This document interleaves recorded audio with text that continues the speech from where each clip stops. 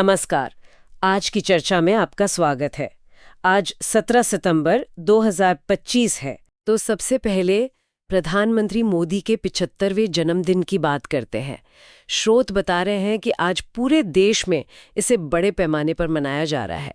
कई तरह के सामाजिक, सांस्कृतिक, स्वास्थ्य से जुड़े कार्यक्रम हैं।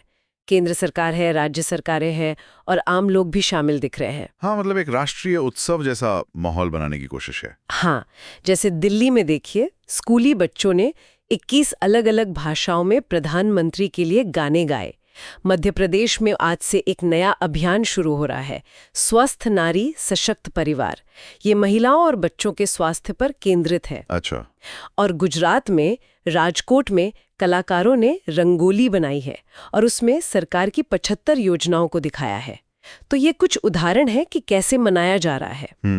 और सोशल मीडिया पर भी काफी हलचल होगी यकीनन। हाँ, बिल्कुल। माय मोदी स्टोरी करके एक ट्रेंड चल रहा है।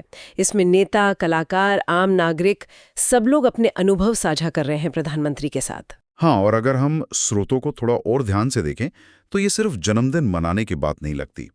इसे प्रधानमंत्री के नेतृत्व, उनके कार्यकाल और उनकी जो पहले रही हैं उनसे जोड़ने की कोशिश है। जैसे कि गरीबों के लिए जो योजनाएं हैं, डिजिटल इंडिया है, स्वच्छ भारत अभियान या फिर योग को अंतर्राष्ट्रीय पहचान दिलाना। तो संदेश ये है कि ये दिन उनके योगदान का उत्सव है।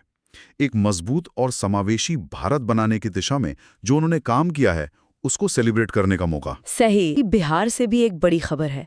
प्रधानमंत्री ने पूर्णिया में करीब 36,000 करोड़ रुपए की नई विकास परियोजनाओं का उद्घाटन किया है, वीडियो कॉन्फ्रेंस से। 36,000 करोड़ काफी बड़ा अमाउंट है। हाँ, इसमें सड़कें हैं, ग्रामीण सड़कें, सिंचाई सुविधाएं, एक नया एयरपोर्ट टर्मिनल भी है। कहा जा रहा है कि मकसद उत्तर बिहार में सुविधाएं बढ़ाना और रोजगार पैदा करना है। इंफ्रास्ट्रक्चर पे फोकस। और एक छोटी सी दिलचस्प बात और, फुटबॉल स्टार लियोनेल मेसी ने भी प्रधानमंत्री को उनके जन्मदिन पर अपनी साइन की हुई जर्सी भेजी है। अरे वाह, ये तो काफी इंटरेस्टिंग है। हाँ, तो ये तो हुई जन्मदिन और उससे जुड़ी बातें। अब आते हैं दूसरे बड़े मुद्दे पर, भारत अमेरिका व्यापार। नई दिल्ली में हाल में दोनों देशों के बीच उच्च स्तरीय बातचीत हुई। हाँ, वो ब्रेंडन लिंच और राजेश अग्रवाल वाली मीटिंग। बिल्कुल, अमेरिका की तरफ से लिंच और भारत की तरफ से अग्रवाल। और जैसा हमने कहा, ये मीटिंग इसलिए अहम है क्योंकि अमेरिका ने रूस से तेल खरीदने पर भारत पर वो 50% वाला टैरिफ लगाया हुआ है। उसके बाद ये पहली सीधी बातचीत थी। सही। तो क्या निकला बातचीत से? कुछ सकारात्मक बयान तो यही आए हैं दोनों तरफ से कि बातचीत सकारात्मक रही, भविष्य की ओर देखने वाली रही। सूत्र कह रहे हैं कि दोनों पक्ष एक फायदेमंद द्विपक्षीय व्यापार समझौते पर तेजी से काम करने को सहमत हुए हैं। ये तो अच्छी बात है अगर ऐसा हो। लेकिन क्या जो मुख्य मुद्दे हैं वो सुलझे? मतलब स्रोत तो यही इशारा कर रहे हैं कि अमेरिका अब भी दो चीजों पर जोर दे रहा है। क्या? एक तो कि भारत रूस से तेल खरीदना कम करे और दूसरा अमेरिकी कृषि और डेयरी प्रोडक्ट्स को भारत में ज्यादा आसान पहुंच मिले। और इन दोनों पर ही भारत का रुख काफी कड़ा बताया जा रहा है। अच्छा, इस अंतर्राष्ट्रीय व्यापार वाली तस्वीर को अगर हम देश के आर्थिक हालात से जोड़ें, अगस्त के व्यापार घाटे के आंकड़े आए हैं। हाँ, व्यापार घाटा थोड़ा कम हुआ है, $26.49 बिलियन। तो घाटा कम होना तो अच्छा है। हाँ, ऊपरी तौर पर, लेकिन ये हुआ क्यों है ये देखना होगा। एक तो जैसा हमने देखा, अमेरिका को निर्यात घटा है। दूसरा, शायद वैश्विक मंदी और महंगी आयातें चीजों की वजह से आयात में भी थोड़ी कमी आई हो। तो घाटा कम होने के बावजूद निर्यात का घटना चिंता की बात है। यानी अर्थव्यवस्था पर बाहरी दबाव साफ दिख रहा है। बिल्कुल। लेकिन एक दिलचस्प बात यह है कि शायद इन व्यापार वार्ताओं की उम्मीद से शेयर बाजार में आज तेजी रही। सेंसेक्स करीब 594 अंक ऊपर गया, 82,380 पर बंद हुआ। निफ्टी भी 169 अंक ऊपर। हाँ, बाजार वो शायद उम्मीद है कि कोई समझौता हो जाएगा। निवेशक आशावादी हैं। हो सकता है। चलिए अब देश के अंदर कुछ और जरूरी नीतिगत फैसलों और घटनाओं को देखते हैं। सुप्रीम कोर्ट से एक खबर है वक्फ संशोधन एक्ट पर। हाँ, वो विवादित एक्ट। कोर्ट ने उसकी कुछ धाराओं के अमल पर फिलहाल रोक लगा दी है, लेकिन पूरे कानून पर रोक नहीं लगाई है और पारदर्शिता पर जोर दिया है। मामला भी चलेगा। ये वक्फ संपत्तियों वाला मामला काफी संवेदनशील है। हाँ, और एक बहुत ही महत्वपूर्ण पहल आई है। देश की पहली वन हेल्थ पॉलिसी लॉन्च की है। वन हेल्थ, ये क्या है? इसका मकसद है इंसानों, जानवरों और खेती में एंटीबायोटिक दवाओं का जो गलत इस्तेमाल होता है उसे रोकना। अच्छा, ये तो बहुत जरूरी चीज है एंटीबायोटिक रेजिस्टेंस को रोकने के लिए। बिल्कुल। ये वन हेल्थ का कॉन्सेप्ट बहुत अच्छा है।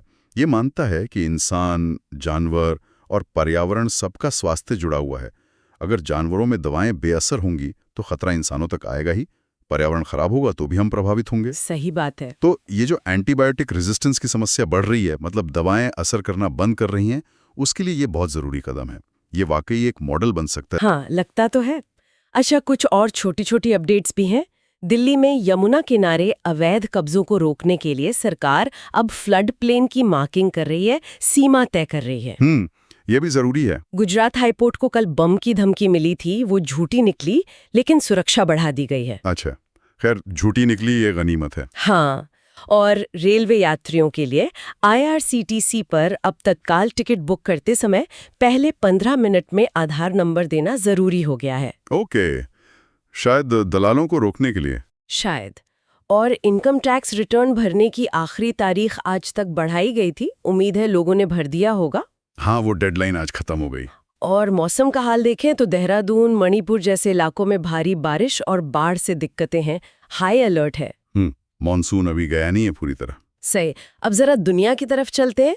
पूर्वी यूरोप में रूस और बेलारूस ने एक बड़ा मिलिट्री अभ्यास शुरू किया है, ज़ापाड। हाँ, ये तो हर कुछ साल में करते हैं वो, लेकिन इस बार टाइमिंग अहम है। इसे नाटो से जो उनको खतरा महसूस होता है उसकी प्रतिक्रिया की तरह देखा जा रहा है। यूक्रेन युद्ध के बाद तनाव वैसे ही ज्यादा है। हाँ, तो इससे तनाव और बढ़ सकता है। बिल्कुल, शक्ति प्रदर्शन है ये। तनाव के बाद चली है तो ब्रिटेन और रूस के बीच भी कुछ हुआ है। ब्रिटिश सरकार का आरोप है कि रूस का विमान उनके एयर स्पेस में घुस गया। अच्छा। हाँ, तो उन्होंने रूसी राजदूत को बुलाकर विरोध जताया है। रिश्ते और बिगड़ सकते हैं। ये घटनाएं होती रहती हैं आजकल। और कुछ और अंतर्राष्ट्रीय खबरें हैं। हाँ, बताइए।